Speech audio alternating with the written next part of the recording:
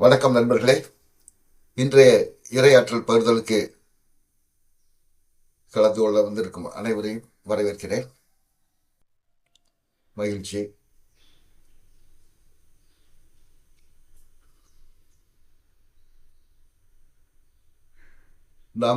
நமக்குள்ள இருக்கிற அந்த இறைத்தன்மையை உணர்வது என்பது கவனித்தலால் தான் ஆகும். ஏன்னா எல்லா செயலும் அதனுடைய செயலாக இருக்கு. நம்முடைய புற மனதின், அதாவது இந்த சமூக மனதோட தாக்கத்தினால வல்ல படிப்பறிவு, அனுபவ அறிவு, இதை பயன்படுத்தி அந்த ஆற்றலை நம்ம டைரக்ட் பண்றோம். அதாவது நமக்குள்ள இருக்கிற அந்த இறைத்தன்மை இயல்பா இறைகாலங்கள் வழியில செயல்படாம நம்மளுடைய படிப்பறிவின் அல்லது அனுபவ அறிவின் வழியா செயல்படுது. அப்ப அதனுடைய செயல்பாடு ஒரு விதமா குறுகி போகுது. அது மட்டும் இல்லாம அந்த நம்முடைய அனுபவத்துக்கு தகுந்த மாதிரி அதனுடைய பலன்கள் கிடைக்குது.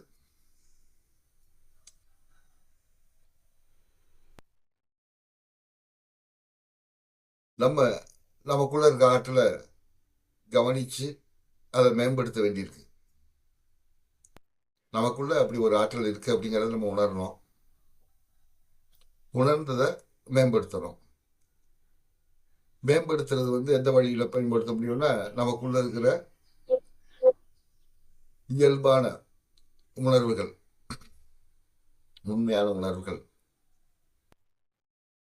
பொறுமையா, தைரியமா, மென்மையா, நம்பிக்கையோட, முழுமையா, உறுதியா நம்ம இருந்தோம்னா அதுதான் உண்மைங்கிறத நம்ம உணர்ந்துட்டோம்னு வச்சுக்கோங்களேன்.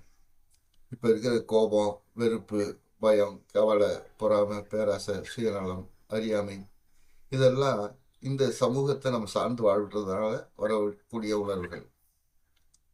சொல்லப்போனா இவை உண்மை இல்லை. ஆனா நம்ம இதைத்தான் உண்மை நம்பிக்கிட்டு இருக்கோம். இதற்கு பின்புலம் இல்லை, பின் பேக் சப்போர்ட் இல்லை. பயத்துக்கு பேக் சப்போர்ட் இல்லை. கவலைக்கு சப்போர்ட் இல்லை. எந்த சப்போர்ட்டை நம்ம கொடுத்துட்டு இருக்கோம்னா, நமக்குள்ள இருக்கிற அந்த இரையாற்றலை அது மேல அதுக்கு சப்போர்ட்டா வச்சிருக்கோம், மாத்திடுறோம். அங்கேதான் சிக்கல்ல மாட்டிக்கிறோம். இந்த கவலைங்கிறது பொறுமை இல்லாதவனுடைய ஒரு விளைவு தான். பொறுமைங்கிறது வரும்போது கவலைங்கிறது காணாம போயிடும். அதே மாதிரி தைரியம் என்ற ஒன்று தான் உண்மை. அந்த தைரியத்தை நம்ம சரியா பார்த்தோம்னா அதை நான் பொறுப்பேற்று பொறுப்பேற்றுக் கொள்ளும் போது பயம்ங்கிறது காணாம போயிடும். எப்படி வெளிச்சத்தை பார்த்த இருட்டு காணாம போகிறது மாதிரி இருந்த இடத்தையாம போயிடும். இதுக்கு நம்ம பழகணும்.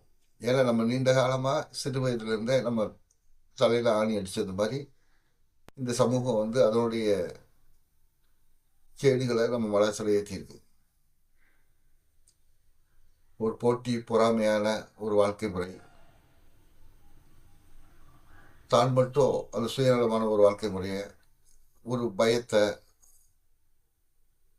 நம்ம தலையில இந்த சமூகம் தான் ஏற்றி வச்சிருக்கு. இதனாலதான் நம்ம துன்பம், உடல் துன்பமும் சரி, மன துன்பமும் வருது. இப்ப இதை அடையாளம் காட்டுறதுக்காகத்தான் நமக்குள்ள இருக்கிற இரையாற்றல் இந்த மாதிரி துன்பங்களை கொடுத்த பிறகு நம்ம தேட ஆரம்பிக்கிறோம். நம்மகிட்ட எல்லா அதிகாரமும் இருக்கு, பணம் இருக்கு, எல்லாமே இருந்தும் ஒரு நிம்மதியும் அமைதியும் சமாதானமும் இல்லையே அப்படின்னு தேடும்போது தான் நம்ம இந்த ஆன்மீக தேடலுக்குள்ள வரோம். நமக்குள்ள இருக்கிற அந்த எரித்தன்மையை பற்றி ஒரு தேடலை ஆரம்பிக்கிறோம். அதையும் கூட நம்ம உள்ள இருக்கிறத மறந்துட்டு வெளியில தேடுறதுக்கான வாய்ப்பை தான் இந்த சமூகம் நம்ம மேல. அந்த வகையில் அது தன்னை காப்பாற்றிக்கிற முயற்சி பண்ணுது. எத்தனையோ பெரியவங்க உருவாகி அவங்களுடைய புரிதலை நமக்கு சொல்லியிருக்காங்க. சித்தர்கள், பெரிய ஞானிகள், எத்தனையோ பேர் அந்த அற்புதமான அனுபவத்தை அவங்களுடைய அனுபவத்தை நமக்கு எளிமையாக சொல்லியிருக்காங்க. நம்ம அதை பிடிக்கிறோம். நம்ம அதை பிடிக்கிறதுக்கு அது உங்களுடைய வார்த்தைகளை தேடி அடைய வேண்டிய அவசியம் இல்லை. அந்த புரிதல் நமக்குள்ளே இருக்குது அப்படிங்கிற அந்த புரிதல் வந்த பிறகு அதை கவனிக்கணும். நம்மளுடைய இயல்பான குணங்கள் எது நமக்கு மகிழ்ச்சியும் சாந்தத்தையும் சமாதானத்தையும் தருதோ அந்த உணர்வுகளை மேம்படுத்தணும். அந்த உணர்வுகளை கவனித்து அதை மேம்படுத்திட்டு வந்தோம்னாவே அந்த இறையோட ஆற்றல் நமக்கு வந்து நிச்சயமாக உதவி பண்ணும். அந்த உயிர் மூல ஆற்றல் வந்து வலுப்பெற்று நமக்கு மீண்டும் வந்து அது வழிகாட்டியாக மாறிடும். ஒரு ஆரம்பத்தில் துவங்க வேண்டிய வேலை நம்முடையது. அது நமக்கு வழிகாட்டும், சரியான பாதையில் கொண்டு போகும். நல்லது நண்பர்களே, இன்றைய இரையாற்றல் பகுதியில் துவங்கும். மென்மையாக கண்களை மூடிக்குங்க. வாங்கிக்கிற கொடுக்குற மனநிலையில் இருங்க. இயல்பாக அமைதியாக பொறுமையாக கண்களை மூடி கவனிங்க.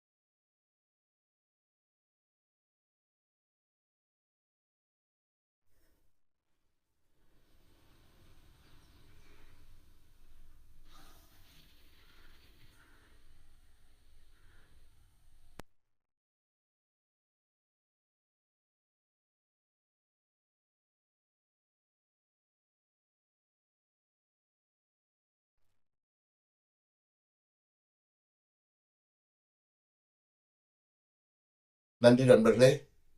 நன்மையாகட்டும், மேன்மையாகட்டும். இந்த இரையாற்றல் பகிர்தலில் கலந்து கொண்ட அனைவருக்கும் நன்றி. நாளை சந்திப்போம். நன்றி, மகிழ்ச்சி.